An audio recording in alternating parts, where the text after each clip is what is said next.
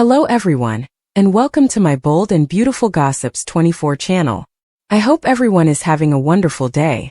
Before we begin, please hit the subscribe button and give this video a thumbs up. Brooke Logan had always believed she had survived the worst storms life could throw at her.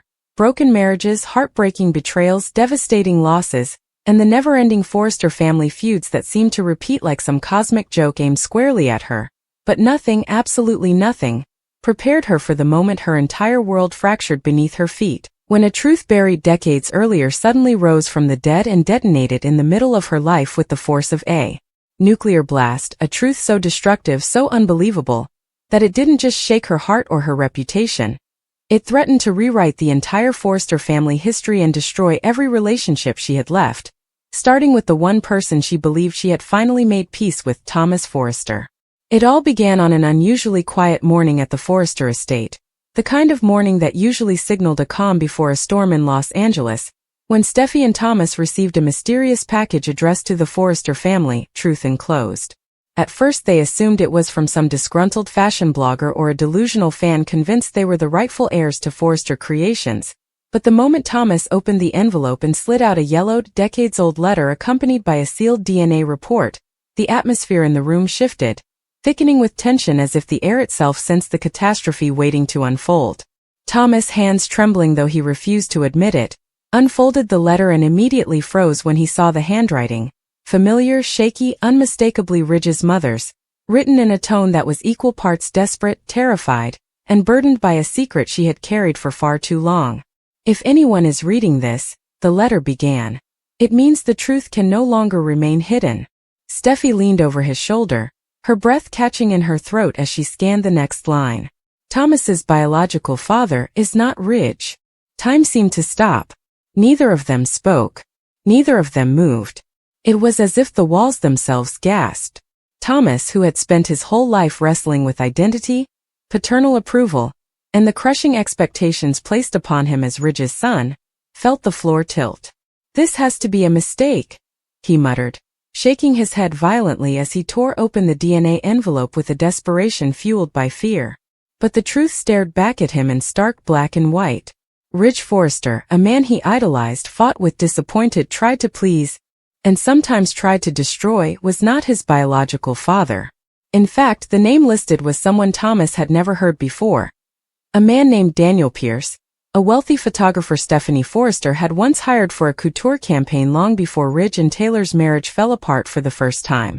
According to the letter, Steffy had discovered Taylor's brief liaison with Daniel during a period of separation, and when Taylor later found out she was pregnant, she believed it could be Ridge's, but Steffy, ever the protector of Ridge's legacy, secretly had a paternity test done and hid the results to preserve the Forrester image.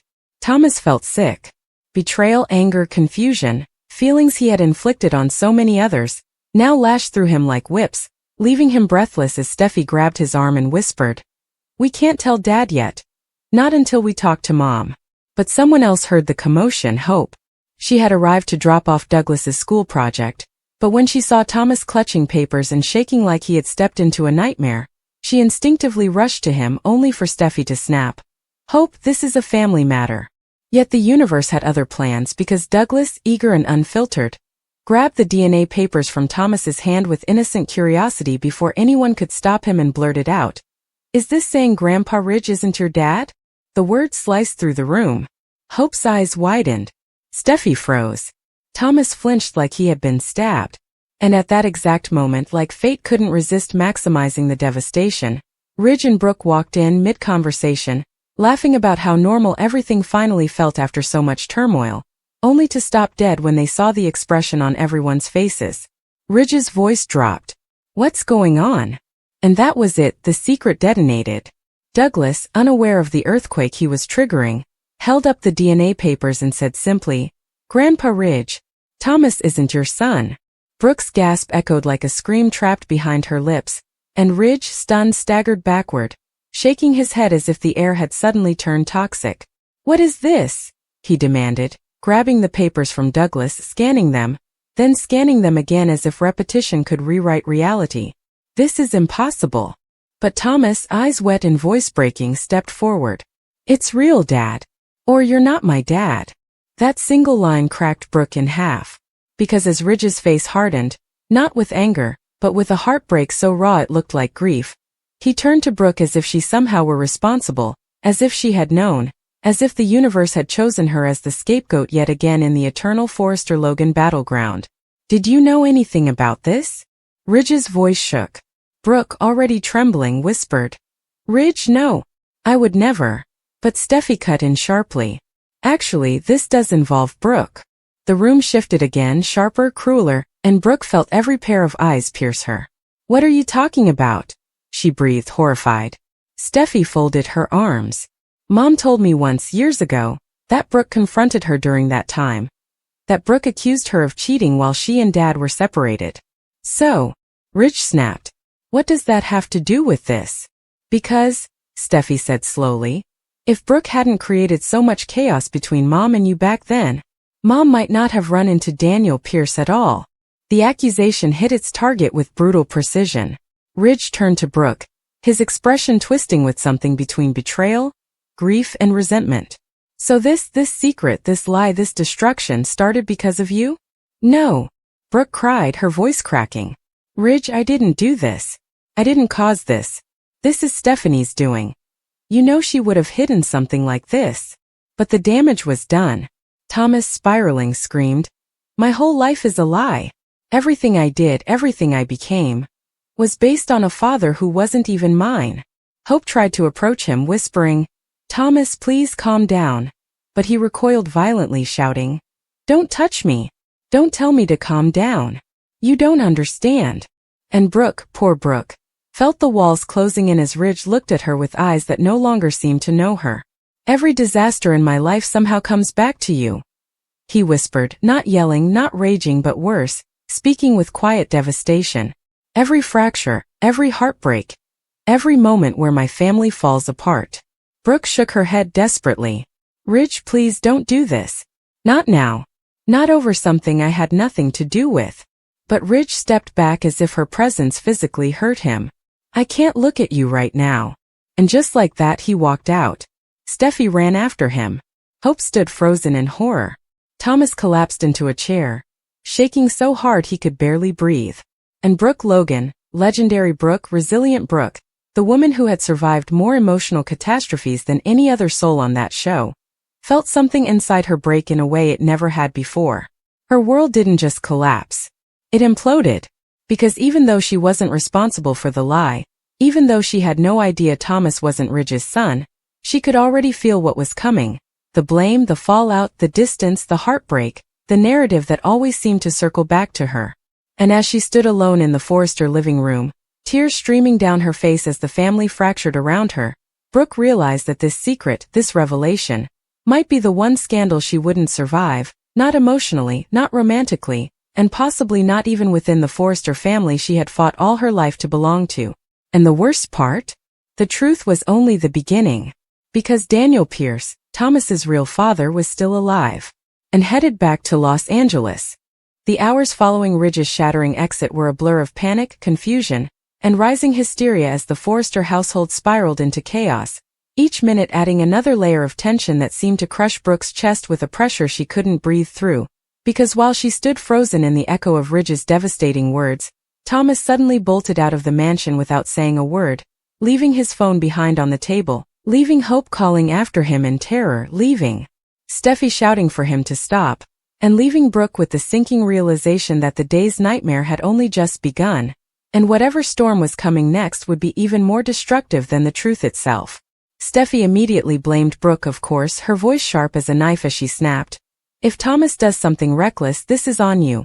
And Brooke could barely whisper a protest before Steffy stormed out the door in pursuit of her brother, calling Finn, calling Ridge, calling everyone she could think of, while Hope stood trembling, torn between wanting to chase after Thomas and wanting to stay and help Brooke, whose legs were shaking so violently she had to grip the back of a chair to keep from collapsing. But the universe, bitterly amused, wasn't done. Because while panic erupted inside the mansion, an unfamiliar black SUV slowed to a stop at the gates, and a tall man with salt and pepper hair and piercing green eyes stepped out, staring at the Forrester estate with a mixture of determination, regret, and something darker, something that made the guard hesitate before buzzing him through. Daniel Pierce had arrived in Los Angeles, and he had arrived with purpose. His footsteps echoed ominously against the marble floors as he approached the front door, rehearsing the speech he had never imagined he would need to give. A speech that would change the trajectory of the Forrester family forever. But before he reached the door, the entire scene erupted behind him with the screech of Steffy's car tearing out of the driveway as she chased Thomas into the late afternoon sun, Hope following seconds later, shouting desperately into her phone as she begged Thomas to answer, and Brooke stumbled outside, breathless and pale, needing air, needing space, needing a moment to understand how her life had blown apart in less than an hour. Ridge, meanwhile, had driven aimlessly until he ended up at the Cliff house, pacing like a man possessed as he muttered to Finn that everything he ever believed about his family was a lie, that Stephanie had betrayed him even after death, that Taylor had broken him without ever meaning to, and that somehow, Brooke was wrapped in the center of the destruction again, because no matter the storyline, the fallout always seemed to find her. Finn, struggling to keep up, called Steffi for updates, only to hear her breathless voice scream over the wind. Thomas took Ridge's old motorcycle. He's heading toward Mulholland. Which sent Ridge rushing from the Cliff house in blind panic, dialing police, calling Carter, shouting at anyone who answered, while Finn uttered a curse and grabbed his keys. Back at the mansion, Brooke nearly collided with Daniel Pierce, gasping as she recognized the face she had only seen in old photographs. The mysterious photographer from the couture campaign long ago, the man Stephanie had once accused of trying to charm Taylor, the man whose name had now detonated her entire world. You, Brooke whispered hoarsely, her body trembling with an exhaustion so heavy it pressed down on her like anchors. You're Thomas's father. Daniel nodded slowly, his expression unreadable. And we need to talk. Now. But before they could speak more than that, chaos struck again. This time from the outside world, as Eric's assistant rushed into the driveway with her phone in the air shouting, "It's online." The story leaked. Brooke felt her stomach plummet as she grabbed the phone and saw the headline burning across the screen of the biggest entertainment site in the country. Forrester paternity scandal. Ridge not Thomas's father. Secret DNA test from decades ago exposed. In minutes it had already spread to fashion blogs, celebrity gossip accounts, and stock-watching forums that were already predicting a catastrophic drop for Forrester creations come morning. Paparazzi began gathering outside the gates like wolves circling wounded prey, while Brooke, shaking in disbelief, whispered, How did this get out so fast?" Daniel swallowed hard. Because Stephanie Forrester didn't just hide the truth. She buried it in places she thought no one would ever find. But it seems someone did. His eyes hardened. And that someone wants to destroy this family.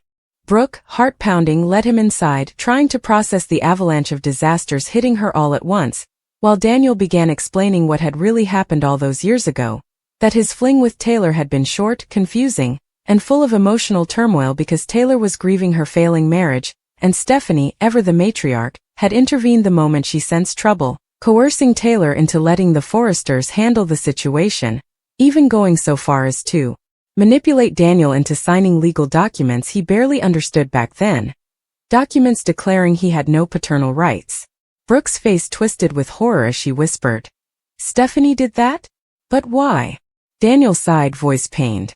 Because Stephanie hated the idea of any threat to Ridge's legacy. She didn't just hide Thomas's paternity. She engineered an entire false reality. Brooke felt a wave of nausea. Stephanie's reach, even from the grave, was poisoning everything. And yet, somehow, someway, Brooke knew Ridge was going to blame her. And she was right. Because at that exact moment, Ridge burst into the living room, wild-eyed, desperate, frantic, shouting, "Thomas is missing. He's on the motorcycle. He's not answering calls. What did you do, Brooke?" Brooke stumbled backward at his tone. "Ridge, please, I didn't." "Did you talk to the press?" Ridge roared. "Did you leak this to protect yourself?" "No," Brooke cried. "I would never." But Daniel stepped between them, raising a hand. "Enough. Brooke didn't leak anything. I did."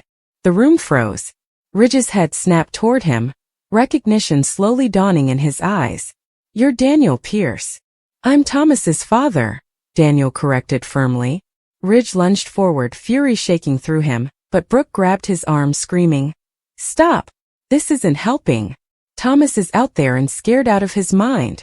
Just then, Hope burst into the room sobbing, her voice cracking as she gasped, Steffi found the motorcycle, but Thomas wasn't with it. He crashed. He's missing in the canyon. Ridge felt the ground disappear beneath him. Brooke screamed. Daniel turned white. And suddenly the paternity scandal, the headlines, the accusations, the blame, none of it mattered because Thomas Forrester, the man whose life had been built on a lie he never asked for, was somewhere in the Mulholland wilderness, hurt or worse, and every member of the Logan Forrester Finnegan web snapped into a frenzy of grief and fear as helicopters were dispatched, search teams deployed, and Steffi's broken sobs echoed on speakerphone as she cried. He's not answering, oh my God, what if we're too late? Brooke stumbled into Ridge's arms, both of them shaking, years of love and heartbreak crashing together in the worst moment imaginable, while Daniel stood a few feet away, haunted by the knowledge that his return, his truth, had pushed his son to this breaking point. And as night fell over Los Angeles, helicopters sweeping the canyons with searchlights, police blocking off roads, media swarming the mansion gates, Forrester creations stock in freefall, and Ridge staring into the darkness praying for a miracle, Brooke Logan realized with a crushing ache that her world had not only collapsed today, it had been set on fire. And the flames were still rising. But the night only grew darker, heavier, more suffocating as the hours dragged on with no sign of Thomas, each minute stretching into an agonizing eternity that crushed every person involved, especially Ridge, who hovered dangerously close to emotional collapse as he paced the canyon overlook, staring into the endless blackness as helicopters roared overhead and search teams fanned out along the ravine, calling Thomas's name into the wind. Brooke stayed only a few feet behind him, trembling with the cold and with fear, her eyes swollen from crying, her hands wringing together as if she were silently bargaining with the universe to give Thomas back alive, while Steffi sobbed uncontrollably in Finn's arms near the ambulance staging area, blaming herself, blaming Brooke, blaming fate, blaming anyone and anything to avoid the horrifying truth building inside her. If Thomas didn't make it out of the canyon alive, the guilt would bury her. Meanwhile, Daniel Pierce stood apart, leaning against the hood of a police SUV with his arms crossed tightly over his chest, staring at the rugged terrain that had swallowed the son he never got to raise, regret carving deeper and deeper lines into his face as he whispered to himself, "This wasn't supposed to happen. I never wanted this." And yet knowing that his very presence, his truth, had detonated the fragile foundation Thomas's entire life had been built on. The flashing red and blue lights painted the canyon walls with eerie streaks, casting long shadows across the rocks, and Brooke found herself drifting toward Ridge, unable to stay still, unable to breathe unless she was next to him. "Ridge," she whispered, voice shaking, "you can't keep blaming me for this. Please stop shutting me out. Our family needs us. Thomas needs us." Ridge didn't answer. His jaw clenched, his eyes locked on the canyon below as if he were trying to will the searchlights to illuminate Thomas's body. Alive, breathing, moving, anything but still. "I can't talk about this right now," he muttered hoarsely, and Brooke felt her heart fracture again, because even in the midst of tragedy, the distance between them was growing like a canyon of its own. Hope approached then, her entire body trembling, mascara streaked down her cheeks, her voice barely audible as she whispered, "I should have gone after him sooner. I shouldn't have let him leave the house like that. What if this is my fault?" Brooke wrapped her arms around her daughter, shaking her head fiercely. "No, sweetheart, it's not your fault. Thomas made a choice. A terrible emotional choice, but it wasn't because of you." But Hope didn't believe it. And behind her, Steffi snapped, "It is partly because of you. You spent months pulling him in, pushing him away, confusing him, leading him on. He loved you, Hope, he worshipped you. And you played with his heart over and over again." Finn tightened his arms around Steffi, warning gently, "Not now." But Steffi was unraveling. "If Thomas dies tonight, it's because every single person in his life failed him. Our parents, our family, the truth, and yes, Hope, even you," she cried, voice cracking with anguish. Hope burst into tears and Brooke, exhausted and devastated, snapped back, "Steffi, stop it. This isn't helping Thomas." The shouting drew Ridge's attention for a moment, and he stepped between them with a broken, shaking voice. "Enough. All of you. Just stop. Thomas is out there alone. That's all that matters right now." But even his attempt to steady the situation was short-lived, because moments later a searchlight flickered in the distance, once, twice, then held steady. Ridge froze. Steffi gasped. Hope covered her mouth.